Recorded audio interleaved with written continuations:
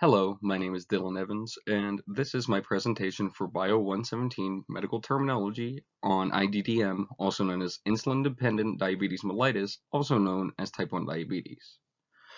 I chose to do this topic today because I feel that type 1 diabetes is though not super common disorder, very important to be knowledgeable on, as it affects many people, and since it's chronic and can cause lethal side effects and symptoms, I feel as if the terms that I'm about to go over in the slideshow should be readily known and more common knowledge, which is why I would like to shed some light on these terms, as well as the topic of IDDM itself.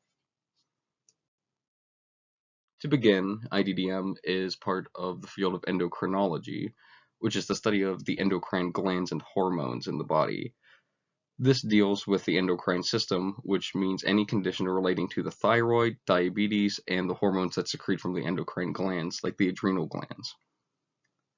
This also has to do with the ovaries and testes as well. So any condition that falls under that category and any of the hormones that are produced. This also relates to any potential cancers or conditions that start in the endocrine system.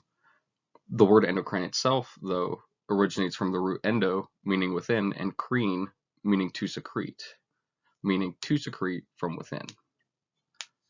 Moving forward, IDDM itself, also known as type 1 diabetes, is a chronic condition that affects the body's ability to produce insulin.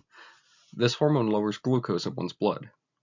This type of diabetes typically occurs first in adolescence and affects the individual for life. Treatment for IDDM involves insulin injections, dietary restrictions, and monitoring their blood sugar levels constantly. Those affected by IDDM have to consistently check their blood sugar levels to make sure that it's not too low or too high, hyper or hypoglycemic, respectively. This puts a lot of strain on them because if their blood sugar is too high or too low, they can get very sick, and worst case scenario could lead to death.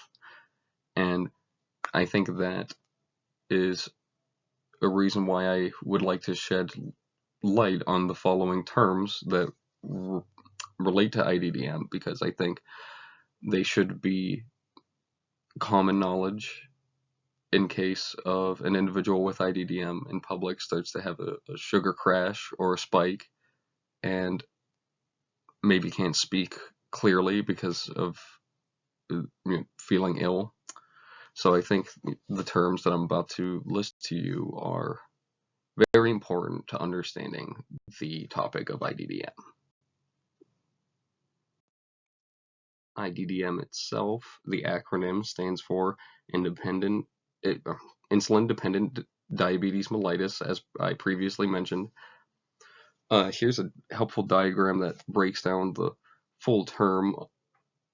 Diabetes mellitus is the full term for type 1 diabetes. It's abbreviated to diabetes colloquially, but the full term is diabetes mellitus. This is derived from the Greek term diabetes, which means to siphon or pass through, and the Latin term mellitus, meaning sweet or honeyed. This is because the condition affects the level of sugar, sweetness, in the blood, which is being quote-unquote passed via urine or blood, which is where the excess sugar is found.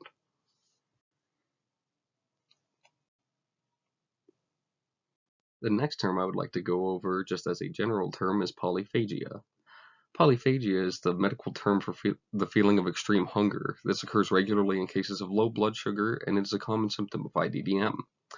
The word is derived from the prefix poly, meaning many or multiple, and the root phagio, or phagi, meaning eating. So, to eat a lot, to eat much of something or anything.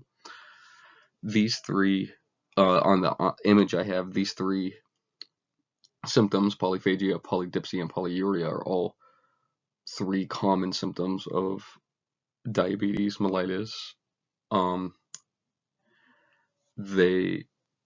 It's important to recognize these and be able to differentiate between them, because polyphagia and polydipsia are quite different, as obviously eating and drinking, but it could show different reasons for why the person is doing so. It could show if their blood sugar is too high or too low, respectively. Moving forward to polyuria as a general term, meaning the medical term that refers to an abnormal production of urine. This is a common symptom of untreated IDDM and can cause extreme dehydration if not treated. This is often paired with polydipsia, as I previously mentioned. The word originates from the prefix poly, meaning many or much, once again, and the root uria, meaning a presence in or relating to the urine.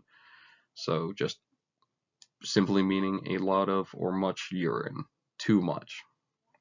This is a helpful diagram, I thought, because it kind of represents what's happening in the process of polyuria, where the kidney is just staying dilated too long. It's receiving too much ADH, which is causing it to continuously expel urine at the body's expense, and this could severely dehydrate an individual, but as I previously said, is a common symptom of IDDM, so it is an important term for the topic and should be watched for. Moving forward, hypoglycemia as a general term is a condition in the body when the levels of glucose in the blood are low. Patients with IDDM face this symptom chronically, and it's most often related to type 1 diabetes. And here's a helpful diagram to show hypoglycemia, a hypoglycemic blood cell versus a normal blood cell, which has much less than the average range of sugar that is needed for your body to break down sugar and create energy. The word itself originates from the prefix hypo, meaning less of something, and the root glyco, referring to sugar and glucose, and emia, which means in reference to relation of the blood. So altogether, it would be less or not enough glucose in the blood, quite literally. This is a common symptom of IDDM, and it is the reason why people with diabetes need to regulate their blood sugar, because without enough in their bloodstream, they're not getting enough energy. With too much sugar, with too much sugar going in the bloodstream, it could cause equally lethal side effects. But I think the term is important to know, as it's one of the main causes of the side effects and symptoms of diabetes. Moving forward, DKA, diabetic ketoacidosis, is an acronym colloquially shortened to DKA. DKA is the medical term referring to the condition found commonly in diabetic individuals where the body does not have enough insulin to allow sugar into the bloodstream. Also known as hypoglycemia, as I previously stated. This is one of many serious symptoms of IDDM, and it causes a buildup of excessive acids in the body, which can be very damaging. The etymology of the term derives from the word diabetic. The root of that is diabetes, which I defined previously as siphon, and the suffix -ic, which means in relation to.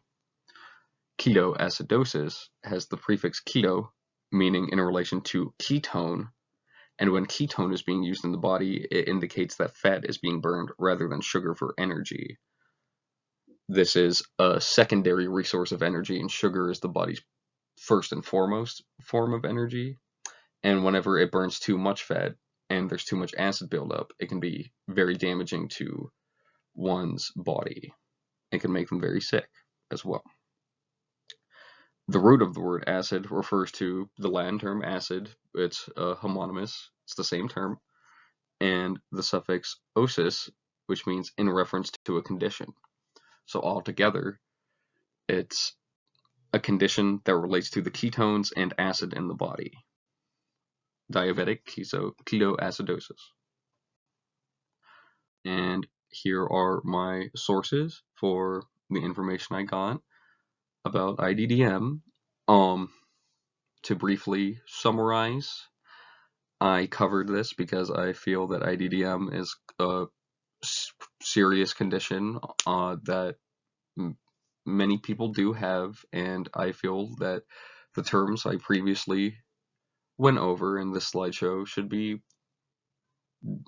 easily identifiable in case of emergencies in public with people that have IDDM or type 2 diabetes. Okay, and that is the end of my presentation. Thank you for watching, and goodbye.